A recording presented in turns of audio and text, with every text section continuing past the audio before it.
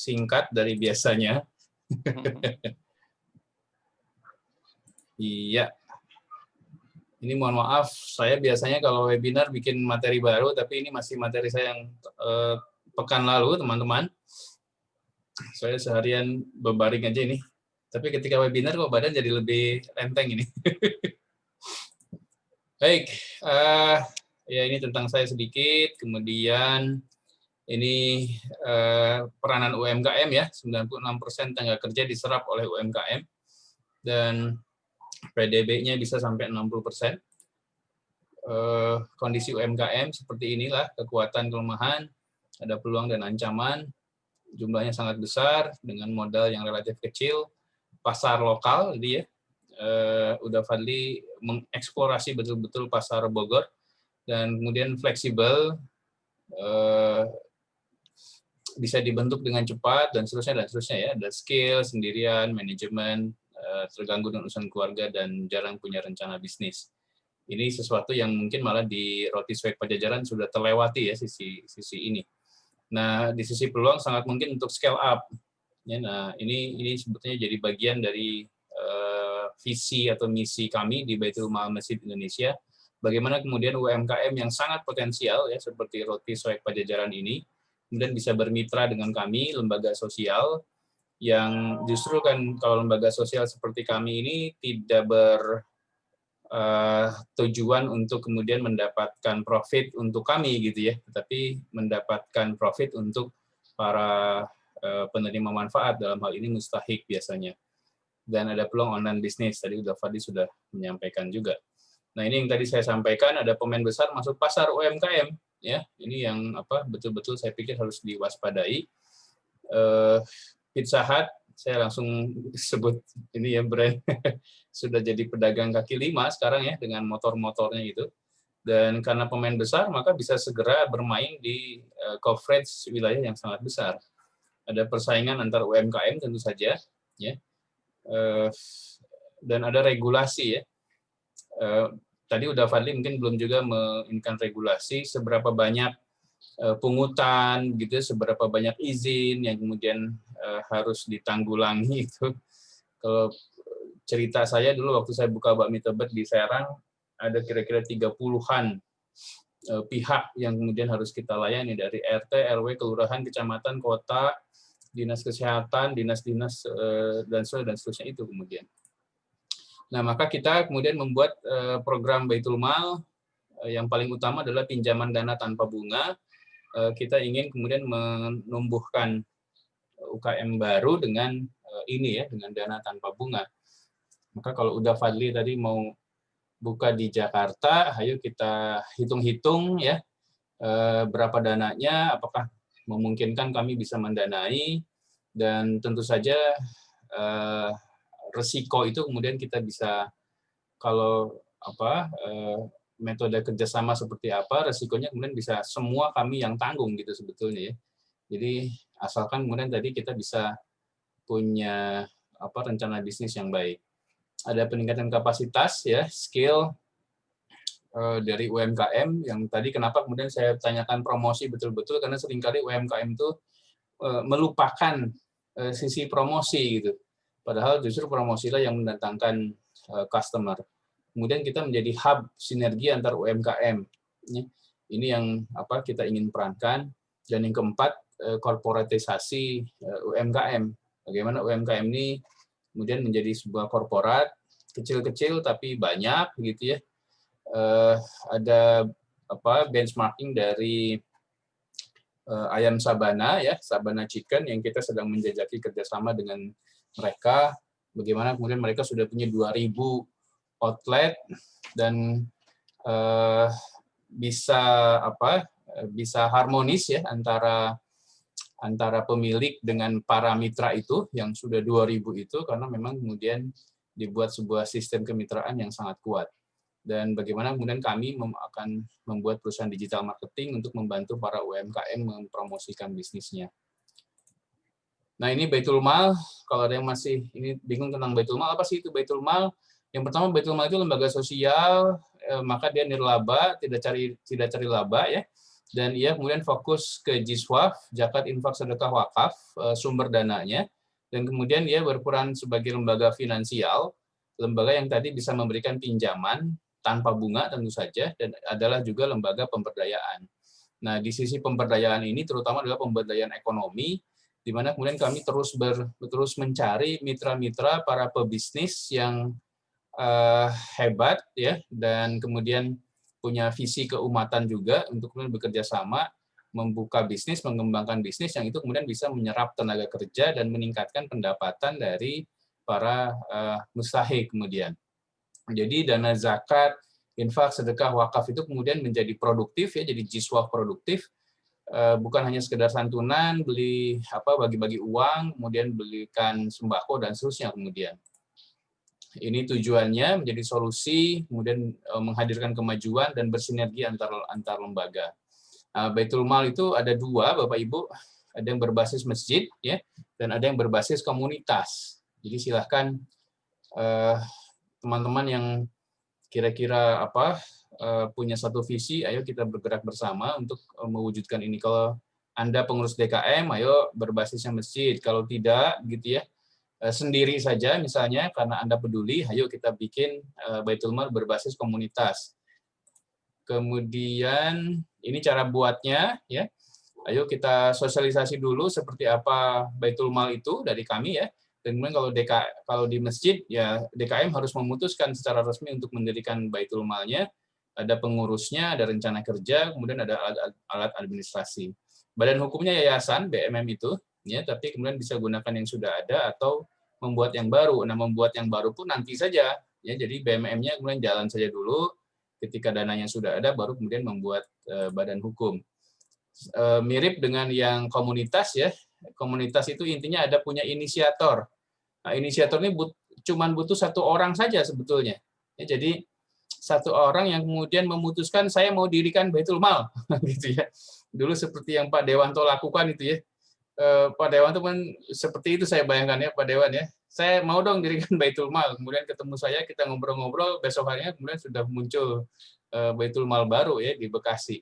Sampai sekarang alhamdulillah sudah bisa menghimpun dana cukup lumayan besar dan bisa bermanfaat untuk banyak sekali masyarakat di Bekasi kemudian.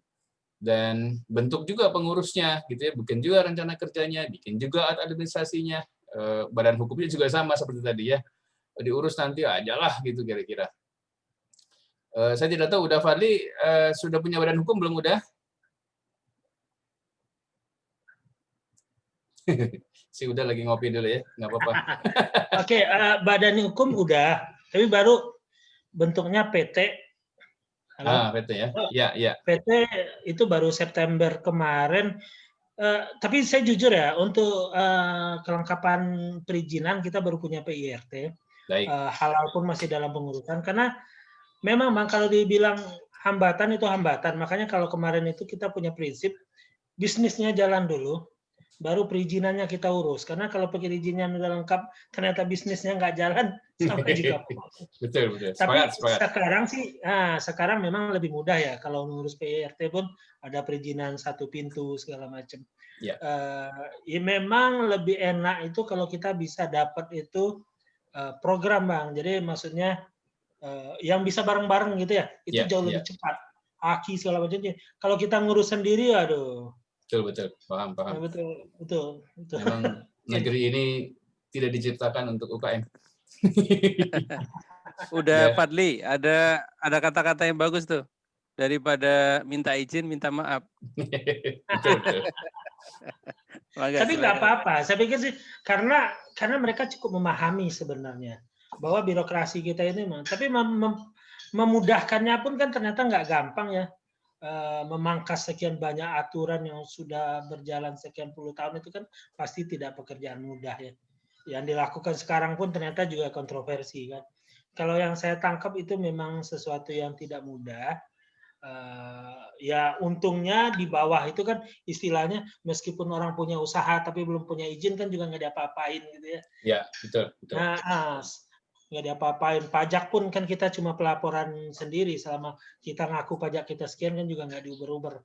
Kali kita punya. Ya saya pikir sih sebenarnya dipermudah kok. Nah, cuma ya jangan berlama-lama juga. Kalau udah membaik ya harus diselesaikan itu izin. Itu kali Bang.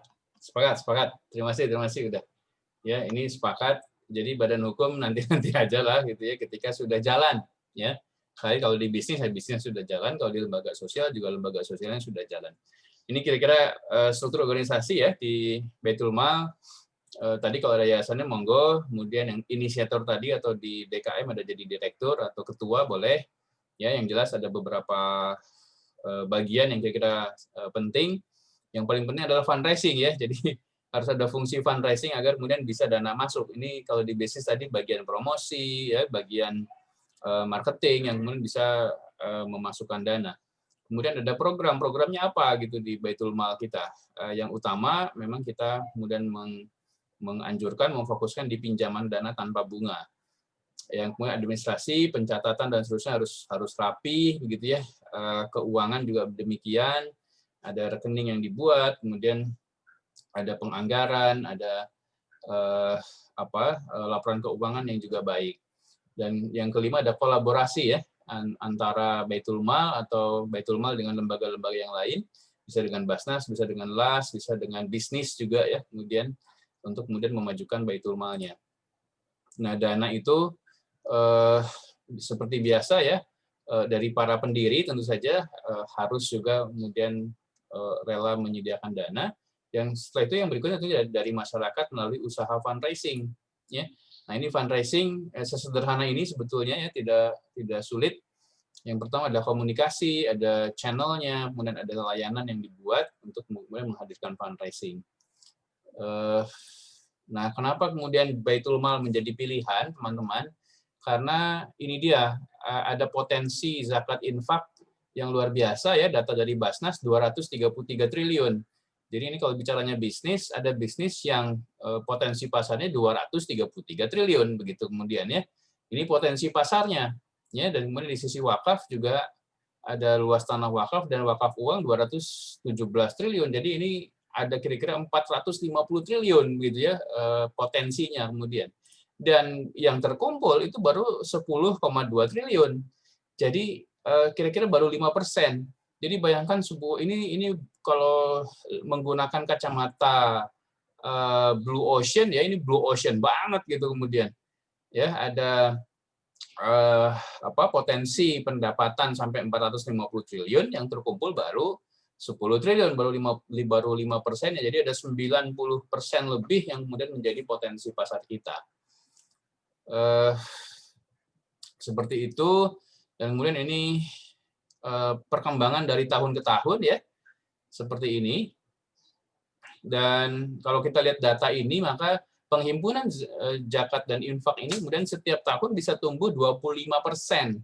Ya, jadi sungguh luar biasa. Jadi bayangkan yang tadi 230 triliun itu nanti tumbuhnya itu 25% ya, atau 20%. Kenapa bisa begitu? Karena kita ini bangsa yang hebat banget. Kita lihat di 2008 itu krisis ya, tetapi kemudian penghimpunan JIS-nya malah meningkat 300 miliar. Jadi luar biasa. Di sini ketika 2019 dan kemudian 2020 kita krisis, proyeksi dari Basnas itu di tahun ini tetap meningkat bahkan sampai 12,5 triliun. Jadi tetap meningkat 20-25% kemudian. Ini kalau menggunakan kacamata bisnis begitu ya, inilah potensi pasar dari sebuah bisnis kemudian. Ya. Meskipun nanti kita harus lihat memang ini bagiannya bagian filantropi ya, bagian sosial. Nah, kemudian kenapa Baitul Mal Masjid yang jadi fokus kami?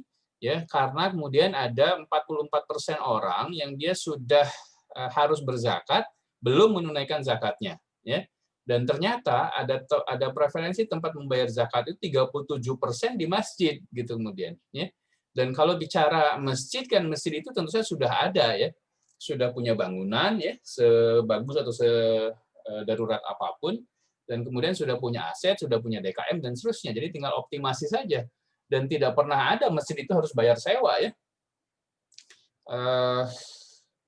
Ke siapapun gitu kemudian. Ini luar biasanya. Nah, kami kemudian dengan teman-teman mendirikan Baitul Mal Masjid Indonesia ini sebagai bagian dari katalisator bagi siapapun ya teman-teman yang ingin mendirikan Baitul Mal, baik Baitul Mal masjid ataupun Baitul Mal komunitas ya, yang kita detailkan seperti ini. Ada Baitul Mal kantor, hayo ya kalau di tempat pekerjaan, Baitul Mal mahasiswa silahkan, Baitul Mal komunitas, bisa komunitas bisnis, komunitas emak-emak, pengajian gitu ya, atau RW dan seterusnya. Dan ada Baitul Mal pada BMT. Ya, jadi BMT ini sudah berdiri gitu ya. Nah, ada Baitul Malnya yang sebagian besar Baitul Mal pada BMT itu sepengetahuan saya belum terlalu optimal kemudian. Ya, padahal tadi potensinya sungguh sangat besar. Jadi kita kemudian menghimpun ini agar kita kemudian kalau yang baru ayo betul-betul kita bantu ya untuk kemudian bisa berdiri. Maka Baitul Mal Masjid Indonesia berfungsi sebagai ini edukator dari sosial ekonomi syariah.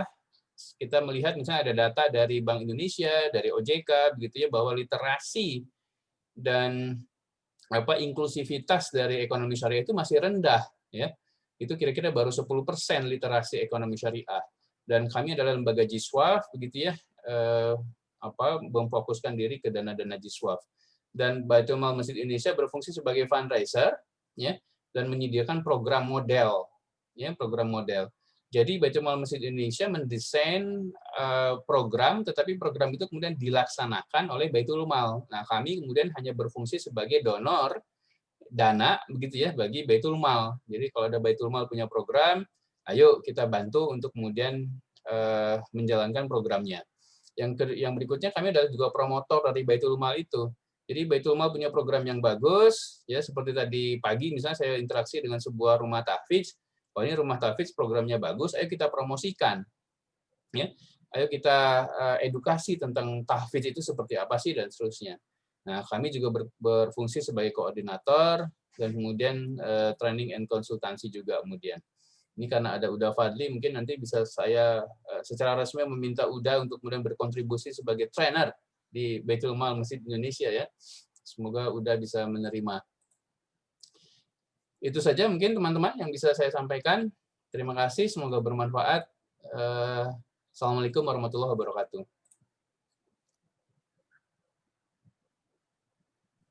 Waalaikumsalam warahmatullahi wabarakatuh. Terima kasih. Ustadz Fadili sudah menyampaikan materi tentang Baitul Mal Indonesia. Barangkali ada teman-teman yang ingin mengajukan pertanyaan. Ada Arba Peduli ini di chat. Bukan pertanyaan, tapi penegasan atau pernyataan. Badan hukum nanti bisa dengan mitra pengelola zakat nasional atau alternatif, syukur BMMI jadi Lasnas sehingga BMM bisa menjadi cabang atau mitra pengelola zakat. Mohon tanggapan Ustadz Fadili. Ya, ini menjadi menjadi arah kita juga ya. Kemudian bagaimana kita kemudian menjadi Lasnas ini yang bisa menaungi secara formal gitu ya mitra-mitra kita di Baitul Mal. Meskipun memang intinya adalah kita ini inginnya jadi fundraising saja. Programnya ada di Baitul Mal, kita yang kemudian mendapatkan dana dari Jakarta, Jabodetabek gitu, dan kemudian kita bisa sebar dana itu ke daerah gitu ya. Jadi, nah teman-teman di daerah yang kalau punya program, hayo punya program dan lembaga ya, hayo bekerja sama bermitra dengan kami gitu. Kalau belum ada Baitul Malnya, dirikan aja Baitul Mal, itu mudah banget lah gitu ya. Sama seperti emak kita mau bikin warung gado-gado ya, tinggal kemudian rebusan-rebusannya dibawa keluar dan kemudian mengumumkan kalau kita kemudian memang jualan gado-gado. Terima kasih ke Arba Peduli, ini dipimpin Pak Kasidi ini. Betul sekali ya untuk itu. Dan kalau UPZ yang lain misalnya itu ada dana setoran, ada dana setoran dari teman-teman UPZ ke lembaga di atasnya gitu ya. Nah, kalau kami justru tidak ada. Ya, jadi inginnya kemudian memang kita hanya mendistribusi dana itu kemudian. Sip. Baik. Barangkali ada yang belum tersampaikan. Pak dari Arba Peduli atau menanggapi, silakan. Kalau belum ada. Silahkan pertanyaan dari yang lain. Boleh langsung nyalakan mic atau tulis di kolom chat.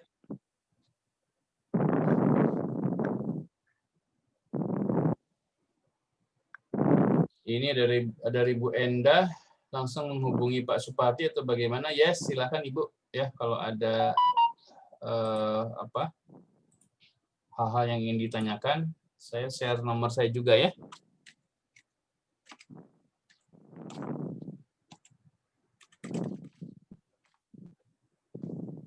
Baik, nomor Ustadz Fadili udah di-share di chat, silahkan dicatat. Ya. Mau share nomor rekening tidak, teman-teman? Nanti aja lah ya. Ibu Indah bertanya kembali, cara bermitranya seperti apa, Tat? Baik. Jadi Bu Endah, kalau Bu Endah ingin mendirikan Baitul Mal, gitu ya, dan Ibu kemudian belum terafiliasi dengan masjid, maka ayo kita dirikan Baitul Mal komunitas. Ya.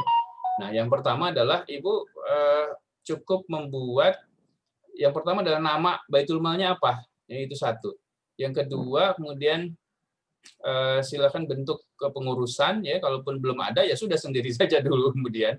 Ya, yang kedua ya. Yang ketiga, tentu saja ada nama Baitul Mal dan alamatnya di mana, itu jelas. Yang ketiga, siapkan nomor rekening, ya. Boleh nomor rekening pribadi terlebih dahulu, nggak apa-apa, ya. Yang keempat, kemudian silahkan membuat rancangan program, apa kira-kira program yang bisa dilakukan. Bisa sederhana saja dengan santunan anak yatim, misalnya gitu ya, itu sudah bisa mulai. Jadi, dan kami dari Baitul Mal Masjid Indonesia akan betul-betul mendampingi Ibu step by step, seperti apa langkah demi langkahnya, agar kemudian Ibu bisa berjalan dan kemudian bisa mengembangkan Baitul Malnya kemudian. Seperti itu Bu, sambil nanti tentu saja woro-woro ya ke teman-teman, saya sudah dirikan Baitul Mal, ayo kita bergabung seperti tadi udah Fadli ya, diawaki oleh 3 orang, kemudian berkembang jadi 17, nanti berkembang jadi 100, jadi 3.000 dan seterusnya misalnya gitu ya. Maka seperti itu juga di konsep Baitul Mal. Jadi sendiri saja dulu, mangga saya itu kemudian ajak teman-teman yang dekat dan seterusnya. Mudah sekali Bu ininya. Ya.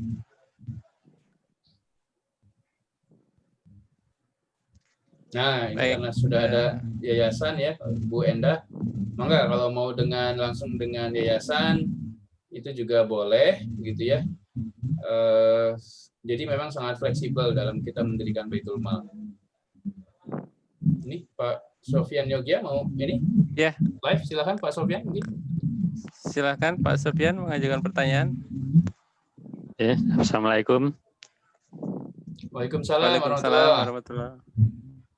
Ketemu lagi Pak ini dengan Sofyan Jogja. Ya, alhamdulillah. Itu saya mau tanya untuk masalah Baitul Mal itu. Baik.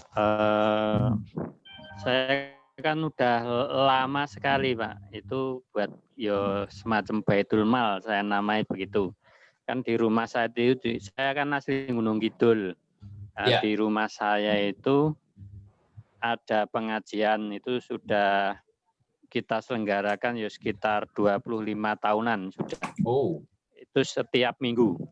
Nah, alhamdulillah. Terus dari jamaahnya itu kan dulu itu saya buatkan saya nama itu tadi Baitul Mal. Jadi dari sisa usaha saya sisihkan untuk modal gitu loh. Ya. Itu sudah berjalan alhamdulillah lama dan tidak ada yang macet. Jadi jamaah saya, rumah saya itu yang untuk pengajian itu kebetulan kan dekat pasar gitu loh. Jadi saya lihat tuh kadang banyak pedagang kecil, pedagang sayuran apa itu kalau di desa itu terjerat rentenir itu loh. Jadi mereka betul. biasa pinjam uang 100, 500 itu sudah 100 itu sudah kepotong cuma dapat 80 atau gimana, besoknya sudah kembalikan lagi lah. Yeah. Dari situ ya punya pikiran itu, terutama untuk jamaah saya sendiri. Jadi bisa pinjam, tapi untuk jamaah jadi minimal 100.000, maksimal 500 dikembalikan 10 kali tanpa tanpa bunga. Dan alhamdulillah sampai sekarang nggak ada yang macet. Alhamdulillah. Terus tapi modalnya yang saya berikan itu sampai sekarang itu cuma istilahnya stagnan, jadi cuma berputar di jamaah itu terus sudah cukup gitu loh. Nah, yang saya tanyakan tuh untuk supaya lebih bermanfaat tuh kira-kira gimana ya tadi itu untuk mengembangkan lagi, terus nanti kalau bisa lebih keluar, contohnya untuk apakah maksudnya keluar itu keluar jamaah, di luar jamaah pengajian yang biasa ke situ tuh loh.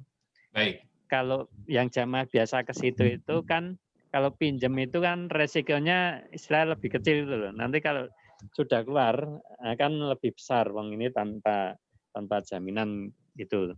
Nah, nanti kalau bisa keluar tuh programnya ya seperti apa, terus itu nanti untuk permodalannya itu apakah bisa ini istilah disupport atau dikasih tambahan atau gimana itu? Baik. Itu aja. Nama Baitul Malnya apa Pak Sofyan? Tadi sudah dinamain apa Pak? Baitul Mal? Sekarang Baitul Mal saya namai yang kayak pengajiannya itu Raudal Jannah. Raudal Jannah. Oh, Raudal Jannah. Ya, kalau di rumah itu sebenarnya kalau yayasan itu juga ada kalau mau. Tadi orang tua saya itu kebetulan ketua yayasannya. Itu kan ada masjid yang lola bapak saya, juga ada pondok pesantrennya yang buat bapak. Terus yayasannya itu namanya Amal Muslim Pancasila karena itu masjidnya kan dulu yang pemberian Pak Harto ya? Itu loh. Ya. Baik. Alhamdulillah. Nah, gimana itu Pak? Kira-kira untuk mengembangkan gimana tadi itu? Baik, yang pertama Pak Sofyan, mungkin nanti kita bisa bekerja sama ya, Baitul Malnya Pak Sofyan dengan Baitul Mal Masjid Indonesia. Itu yang pertama, kita payungi dulu dengan sebuah akad begitu ya, bahwa Baitul Mal Pak Sofyan kemudian menjadi mitra kami. Itu yang pertama. Dan pada kesempatan kali ini saya ingin menyampaikan komitmen bahwa Baitul Mal Masjid Indonesia insya Allah bisa membantu pendanaan Pak. Ya, jadi nanti kita lihat seberapa banyak, seberapa besar begitu ya. Dan biasanya sih kita pendanaan kita biasanya bertahap itu Pak. Ya, jadi dimulai dari berapa begitu ya, nanti kita lihat kinerjanya, laporan dan seterusnya. Kalau misalnya bagus, kita kemudian bisa terus kembangkan. Itu yang pertama. Ini jadi komitmen ya Pak ya. Mohon nanti Bapak mengirim WA Pak ke nomor WA saya.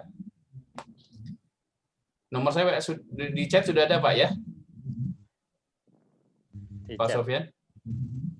Atau Pak Sofyan monggo nomor WA Bapak berapa Pak? 081 ya 215 45676 Baik, nanti saya kirim WA. Jadi yang pertama begitu Pak, kita bermitra dulu secara resmi Baitul Mal Bapak dengan BMMI. Kemudian yang kedua nanti kita lihat bantuan dana seperti apa dari BMMI begitu ya. Karena kita ingin, jadi begini Pak, kita memang mengambil resiko ini ya biasanya dengan mitra-mitra kita di luar kota gitu, karena jauh maka ya kita ambil aja resikonya begitu kemudian. Nah yang ketiga kemudian mari kita buat Pak rencana program fundraising dari Baitul Mal Bapak kemudian, agar kemudian masyarakat luas bisa lebih tahu dulu seperti apa program yang sudah Bapak lakukan. Kan setidaknya sudah ada 2 program ya. Yang pertama Bapak sudah menyalurkan pinjaman tanpa bunga. Yang kedua Bapak sudah ada pembinaan jamaah, ya kan? Nah, itu saja sudah luar biasa gitu kemudian Pak. Tinggal bagaimana kemudian kinerja pinjaman itu kemudian dicatat betul-betul, berapa dana yang kemudian digunakan, dan kemudian sudah biasanya kan dia berkali lipat ya Pak ya. Misalnya dana program pinjaman katakanlah 5 juta. Nah, biasanya karena dia pinjaman ada pengembalian, maka nilai manfaatnya sudah bisa lebih dari 5 juta. Ya, bisa 15, bisa sudah 20 juta sebetulnya dana yang sudah berputar. Karena misalnya Bapak pinjamkan 500.000, dia kembali lagi, kemudian dipinjamkan lagi, begitu ya, terus berputar seperti itu. Nah, itu kemudian data seperti itu yang kemudian diperlukan dan kemudian bisa kita sosialisasi ke masyarakat. Yang berikutnya, Bapak monggo silakan langsung membuat nomor rekening khusus yang untuk keuangannya Baitul Mal ini. Ya. Kalau belum bisa atas nama lembaga, silakan atas nama Bapak sendiri ya, nggak apa-apa. Nah, kemudian yang namanya donasi, kemudian dan macam-macam, yang namanya semua pemasukan dimasukkanlah ke rekening itu, pencatatannya agar bisa lebih rapi kemudian. Nah, ini detailnya nanti kita bisa ini Pak, bisa diskusikan lebih detail secara japri ya. Tetapi insya Allah kalau yang penting bagi kami adalah Bapak berkomitmen ya, yang pertama untuk kemudian menjadi mitra, saya itu kemudian kita bisa berjalan Pak kemudian. Begitu kalau dari saya. Baik. Oke Pak, makasih Pak. Sami-sami Pak. Pak. Tadi pertanyaan dari Pak Sofyan. Ya, Pak Sofyan, Jogjanya di mana Pak? Saya tuh di Gedong Kuning Pak, tapi aslinya Gunung Kidul. Gedong Kuning deket itu ya, Taman Marga Satwa. Bonbin, iya. Binatang. Tapi saya jualannya di Malioboro. Malioboro. Nama masjidnya apa atau pesantrennya di situ Pak? Pesantrennya yaitu Muslim Pancasila. Oh, Muslim Pancasila. Iya. Pak, mohon izin. Saya kebetulan